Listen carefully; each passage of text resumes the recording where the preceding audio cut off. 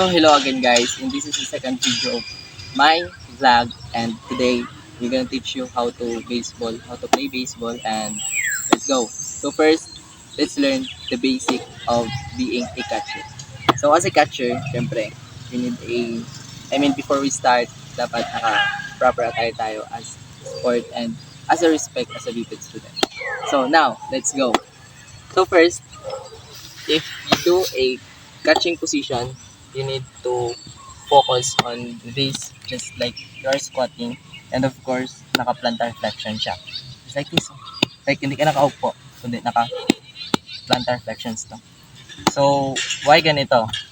Siyempre, to react fast when the ball is coming to you. So, ganito yung position niya as a catchers.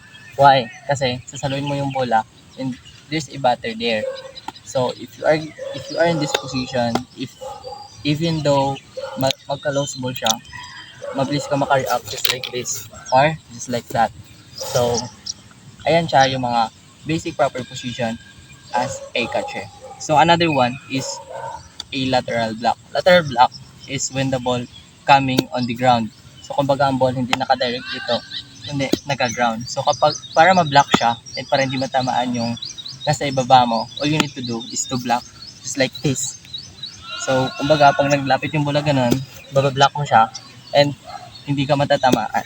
So as a baseball catcher, no, meron tayong head gear and of course the body gear, wherein kailangan mo lang is para hindi matamaan yun nasa ibaba mo.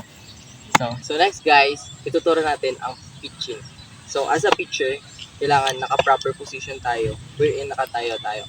Natanay kanina sa catcher na nakaupo siya and naka-bend yung knees niya. So as a pitcher, kailangan meron tayong gloves for pitching and syempre ang bola. So first position or the preparatory position is you look to the catchers and the batter, wherein yun yung tatapunan mo ng bola. So for the first thing na gagawin natin as a pitcher is itataas natin yung paa natin ng ganito. So ganyan siya guys. So ganyan para malaman na you are ready to throw a ball. So pagtaas nito, i-flex natin yung kamay natin to ganito. Bakit? Kasi nga kailangan natin ng power dito, wherein para matapon yung bola ng malakas at mabilis. So after ng position na to, and we throw the ball just like that. So syempre kapag nag-throw tayo ng ball, huwag natin tong ipitik. So hindi to yung ginagamit natin para matapon yung bola. Bakit? Kasi yung directly ng bola sa ground, which is kanina tinuro ko na nag-error siya, which is yung gagawin ng catcher nun is lateral block.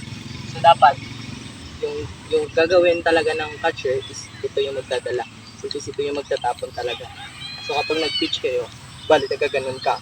Kasi nga, ito dapat yung magtatapon or magbibigay ng force, power, and speed para matapon yung bola ng straight through the catcher at hindi siya mag-error at para hindi mahirapan sa lateral block ang isang catcher. So, ayun lang. Thank you.